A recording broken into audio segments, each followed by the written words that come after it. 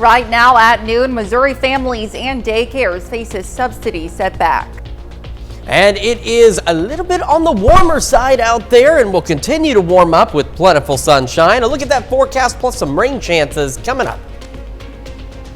Plus, the city of Arma's clerk shares the reason behind electric rate increase for residents.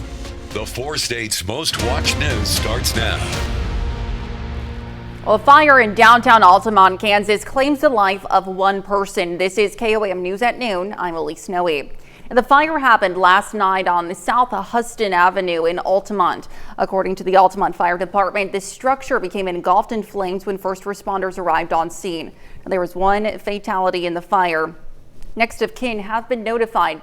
The investigation is still ongoing. Now let's check in with Chris Warner for a look at the forecast. Now we are dealing with another really beautiful day across the area, starting with this look from the MoDOT camera. 20th and Rangeline in Joplin, looking back to the north. Plenty of folks out for lunch or whatever it is you may be doing on this beautiful Friday. Maybe if you got the day off, you're just out there to enjoy it. And it's a great view. Folks enjoy. This guy's got the right idea. This is actually a good day for a motorcycle ride. Clear skies, looking fantastic. We started yesterday right about where we should be, and we made it just a couple of degrees above where we should be, so not bad. Yesterday, fairly average. Today, not so much. 64 is where we're already sitting in both Joplin and Pittsburgh, and across the region, we've got low mid 60s, and of course, down in the southwestern portions of our area, we're getting into the upper 60s out there, and that's why, again, most of us will reach highs today, upper 60s. Some of you, especially down south, may even reach some of the lower 70s. Well, all eventually can begin to cool off. That's going to be another chilly one, but will still technically be a few degrees above normal tonight,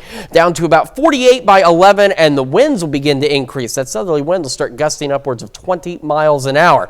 We got changes on the way for the weekend, and we got to talk about that Arctic blast on the way as well. Details here in just a few more minutes. Elise? All right, thanks, Chris. The Crawford County Board of Canvassers held a meeting this morning to review the election results from November 5th. Now, the board went over challenged and provisional ballots in the county. There were 178 uncounted ballots and 391 counted ballots. Final results report was also tabulated, and that report will be certified in writing to all the respective entities that have offices on the ballot for election. Canvass meetings are an essential part of ensuring election integrity and transparency. Well, Missouri is facing a growing crisis in its child care system. This comes as delays in the state subsidy payments continues to affect both families and providers. Some low-income families rely on subsidies to afford daycare. However, with payments lacking due to a glitch when the state switched systems last year, many daycare centers have been forced to either raise fees for families or, in some cases, shut their doors entirely. My husband and I decided that, unfortunately, even though it's something that's very needed in our area and it really helps the parents out, if all the centers are shutting down, it's not going to be helping the parents. So we offer some privately funded scholarships, but I decided to opt out of subsidy because of the issues that are going on. Along with the funding challenges, Swinford also pointed to an overwhelming amount of paperwork and mandatory classes tied to these subsidies. Well, Arma residents and business owners will see an increase in their electricity rates. KOAM's Melissa Alexis spoke with the Arma city clerk to learn the reasons behind the rate hike. I'm not over the moon like Laura Pryor is a small business owner in Arma, and she's not looking forward to the electricity rate increase. But she's focusing on ways to minimize costs in her business to make up for the electricity rate increase. to help keep our costs down so that we can compensate with rising costs overall for expenses and energy. We make our as much as we can homemade, such as our chili. In a 3-to-1 vote by the Arma City Council, they voted to increase Arma's electricity rate by 1.5%. This will go into effect in 2025. If it had been applied to my bill this month, it would have increased it by $1.24, $1.24 for the 950 kilowatts. So it's not, as you see, a huge increase. Arma City Clerk Betty Lesson says the money will benefit the Arma community. She says one of the expenses the money will go towards is paying for the repair of the city pool. This money is not spent on raises. It's not spent on outside frivolous items. This money goes directly to the city and stays here and benefits all of us in the long run. While Pryor says she doesn't necessarily support an electricity rate increase, But I'm not against it, and I can understand the reasoning behind it. she believes the rate increase is necessary for the city to make its payments.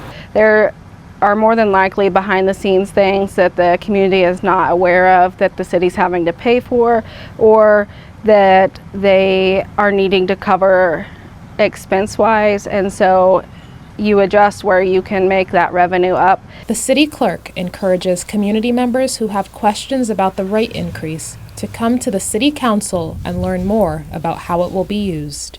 Reporting in Arma, Melissa Alexis, KOAM News. The rate will increase by 1.5% next March and then by another 1.5% next November.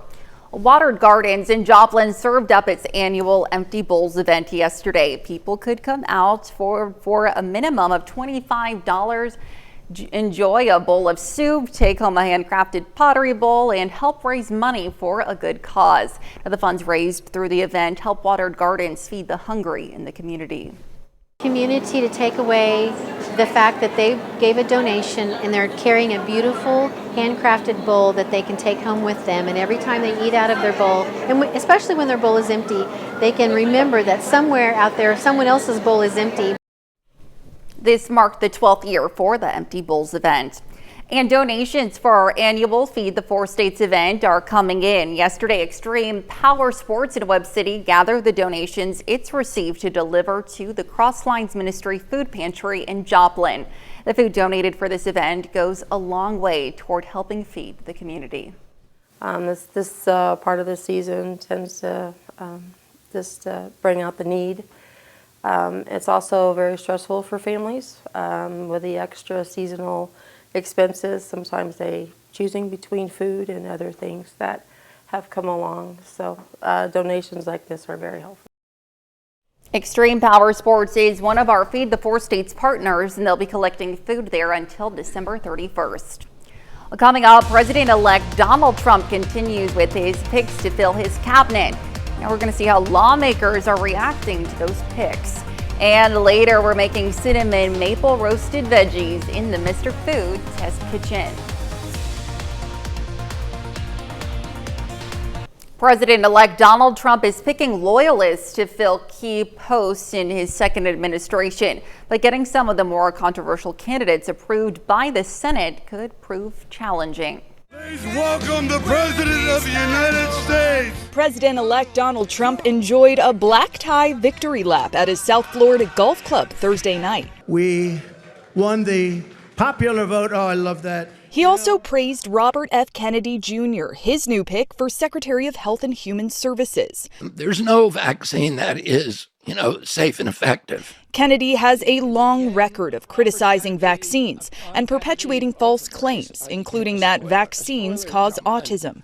CBS News medical contributor Dr. Celine Gounder addressed that on CBS Mornings. Vaccines, to be very clear, do not cause autism. The, quote, research that claimed that vaccines caused autism was rife with ethical issues, was sloppy research. Dr. Gounder says an anti-vaccine approach has consequences for public health. Thursday, the CDC and World Health Organization reported measles cases around the world surged by 20% last year. More than 100,000 people died, most of them young children. Kennedy joins a list of cabinet picks who will test the new Republican Senate majority's loyalty to the president-elect. Senators are already expressing reservations about confirming Trump's choice for Attorney General, former Congressman Matt Gaetz. Some say they want to see the findings of a House Ethics Panel investigation into alleged sexual misconduct and drug use. I think there should not be any limitation on the Senate Judiciary Committee's investigation, including whatever the House Ethics Committee has generated. Trump's pick for Defense Secretary, Fox News host Pete Hegseth is also in the spotlight. The Monterey, California Police Department has confirmed it investigated the Army veteran for an alleged sexual assault in 2017. No charges were filed, and Hegseth denies the allegations. Nicole Skanga, CBS News, Washington. Last night, President-elect Trump announced North Dakota Governor Doug Burgum as his pick for Secretary of the Interior. And two sources familiar with the transition tell CBS News that investor Scott Besson appears to be the leading candidate for Treasury Secretary. Well, still to come on KOAM News at noon, Mr. Food. It's National Clean Out Your Refrigerator Day, and you have to see what we're cooking up. And we've got ourselves rain chances, maybe even some thunderstorms, and then that Arctic air mass, the latest when we come back. Welcome back to the KOAM News at noon. So we've got an absolutely gorgeous day ahead of us. So yesterday, near seasonable levels. Today, a little bit warmer, and that will be the trend as we head into the weekend. So you've got some time, at least today and tomorrow, to enjoy some pretty decent weather ahead of some changes on the way. First, this is a live look from downtown Pittsburgh, looking back roughly to the southeast from 4th and Broadway. Looking fantastic. Skies are clear. It is a beautiful day out there. And as we head through the rest of the afternoon, that is going to get much of more of the same. Clear skies, southerly winds about 5-10 miles an hour, and otherwise not bad. Temperature still not bad even by 5. Take a look at some of these numbers here. It's looking good. Now here's where it gets interesting. So over the next couple of days, our high temperatures are going to be above normal, but only about 8-10 degrees above normal. But our overnight lows, thanks to the southerly winds and cloud cover that's going to start rolling in, are going to be upwards of 20 degrees above normal in some cases. And we'll show you that.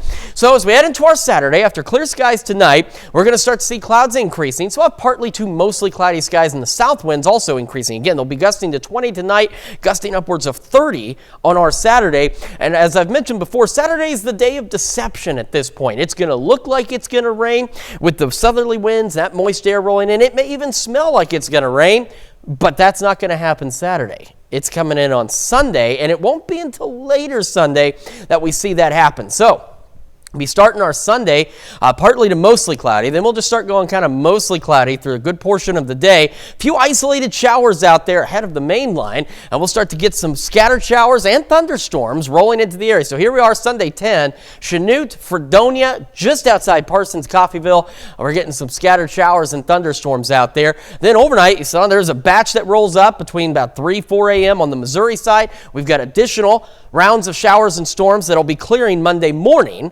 Okay, so when we get our Monday underway, we're going to have showers and storms across a good portion of the area. Now, after that, there may be, see how these were lifting north? See that rotation around that low pressure? Warm front, low pressure, cold front. That's a typical severe weather setup in the springtime, but that isn't necessarily going to be the case for us Monday. We're going to talk about that a little bit more. First, temperatures. 64 in Joplin, southeast winds at 8, skies are clear. Heading over to Pittsburgh, looking fantastic as well, sitting also at 64, southeast winds at 9. And across the region, this is what we are looking at.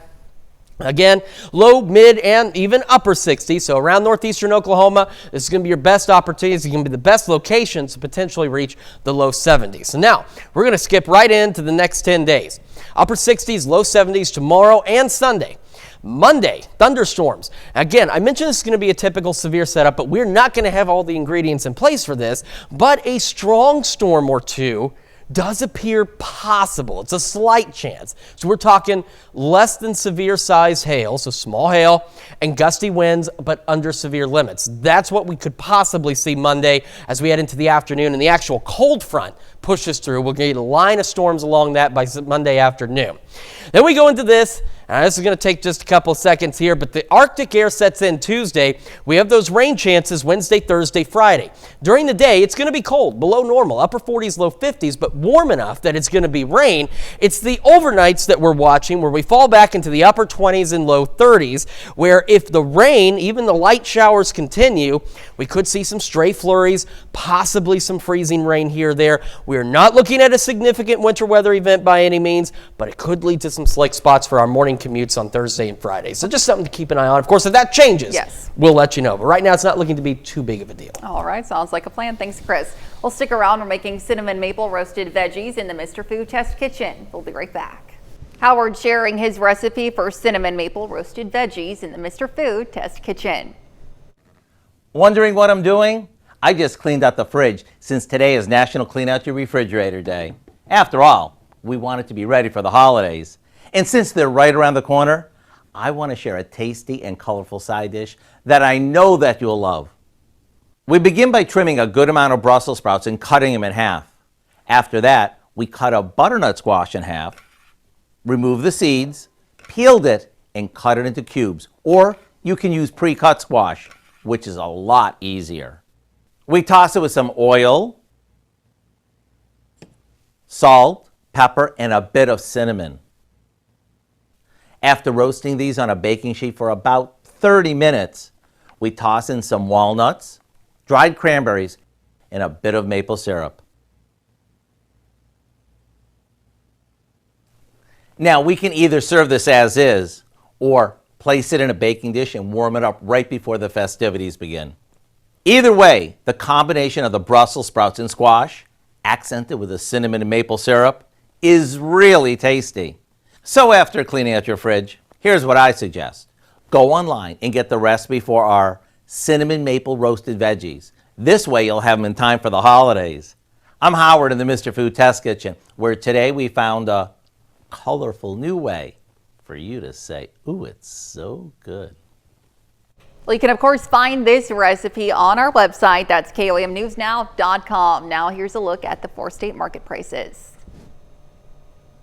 All right, so we've got warm temperatures into the weekend, showers, thunderstorms later in the day on Sunday into Monday. And then we've got that Arctic blast coming in as we head into Wednesday, Thursday, Friday. So again, not expecting a winter, storm or anything crazy like that. You don't need to get the bread and the milk yet. Sure. Okay, not right now anyway, but do be prepared for some slick spots during your morning commutes as we head into next week. Absolutely. All right, thanks. Well, coming up tonight at 5, many of us have had our share of too many sweets this past few weeks, and the holiday season is approaching. Now, the American Heart Association says on average we eat more than 2 to 3 times the recommended amount of sugar each day. We're going to take a look at some tips for cutting back. Plus, it is the 200th anniversary of the signing of the Treaty of 1812 and the 20 years of retention of a Quapaw sovereign government. Now, we'll visit with the tribe as they reflect on the history. And a ribbon cutting in Pittsburgh celebrates the new paper baler at SEK Recycling. You can join us for those stories and more on KOAM News at 5. Certainly lots to look forward to. Absolutely. A lot to keep an eye on. That's why we tell you about it, and that's why we're here. Absolutely. We want you to stay with us all day. Yes, every day. Yes, we do. And of course, we will be back on Monday. Now, that's the news for now. Thank you for joining us on KOAM News at noon. Have a great rest of your day.